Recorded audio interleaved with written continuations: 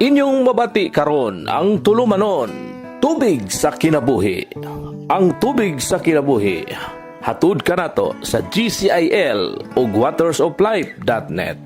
Ug karon ania si Brother Lloyd Galion. Ngayong adlaw mga atong tanan. Sa atong panagtuon sa pulong sa Dios sa sulat ni San Pablo sa mga taga-Roma, diya na kita karon sa unang nga bahin, may tungod kini sa pagamatarong sa Dios, naghukom sa mga makasasala ug nagpahitarong ug nagbalaan sa mga tumutuo ni Kristo.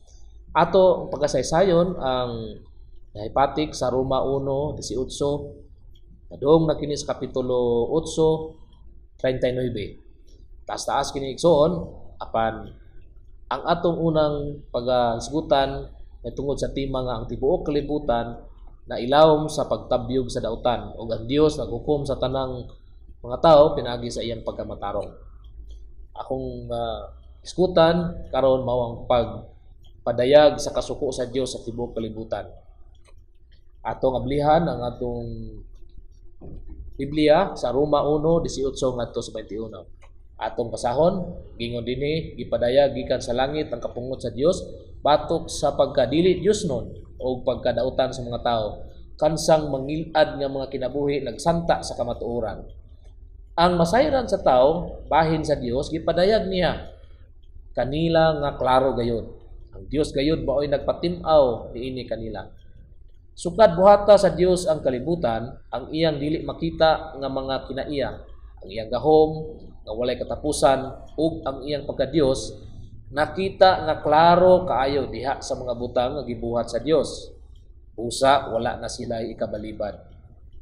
Nakaila sila sa Dios apan wala nila siya pasidunggi. Wala pasalamati ingon nga Dios. Hinunua ang ilang mga hunahuna pulos binuang o gingit-ngitan ang ilang mga salabutan. Ang pulong sa Dios nag-ingon kanato nga daghan kayong mga sala sa tao nga nahimo o naghisgot kini siya nga ang kalibutan klaro gayud nga nagpatim-aw sa Dios nga anaa siya buti pasabot nga walay tao nga makaingon nga walay Dios kay naa may kalibutan nga gihimo sa Dios.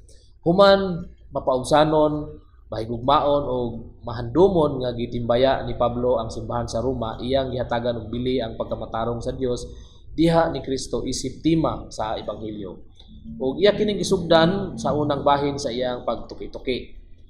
Iyang gipadayag ang kasuko sa katarong sa Dios nga mao kini siya ang nakigbatok sa daotang binuhatan ug sala sa katawhan. Nagpuyok kita karon sa dili lamang sa panahon sa grasya apan panahon usab sa kasuko sa Dios. Diin kini maoy lihok ug misteryo sa atong panahon. Ang kasuko sa Dios batok sa kahugaw sa mga tao ug iyang pagbalos sa ilang mga sala maoy timailhan sa atong adlaw.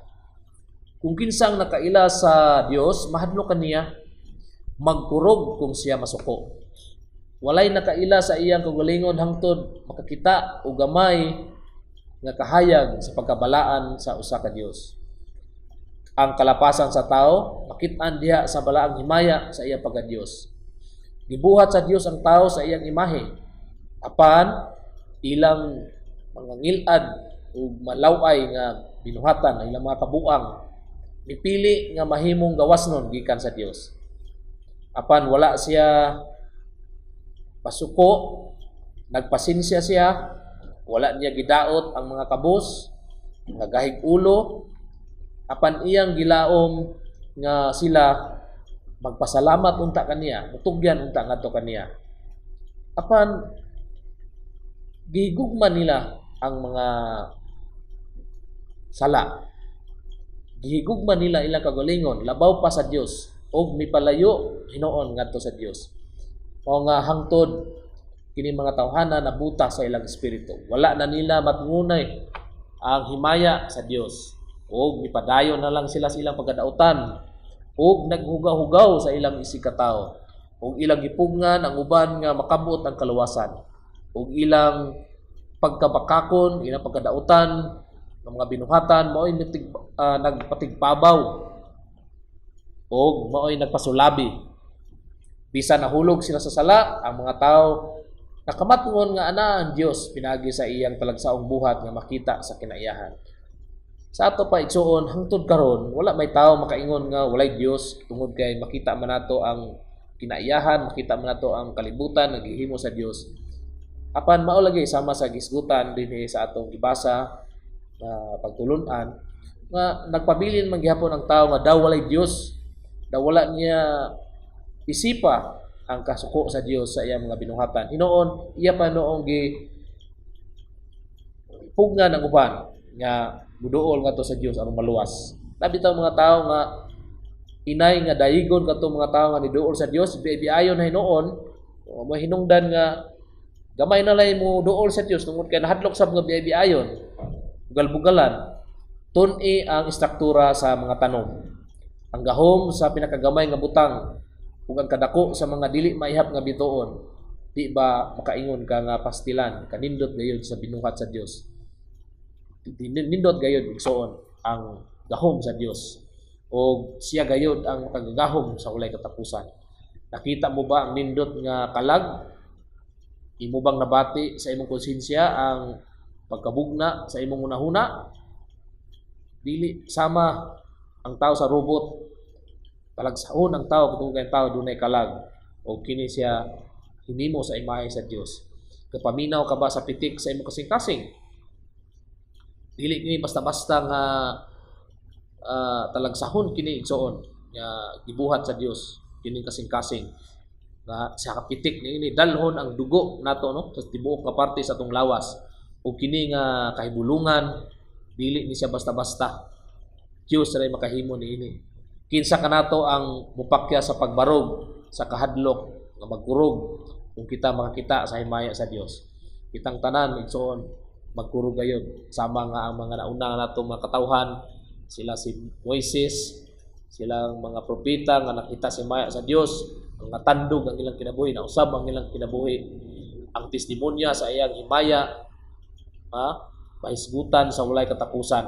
Nga mga tao sa atong panahon wala na'y panahon sa pagbasa, wala na'y panahon sa pag-abri sa libro, bahin sa Dios. Diin, klaro gayud nga kining binuhat sa Dios ang kalibutan, gisulat sa kamot sa Dios.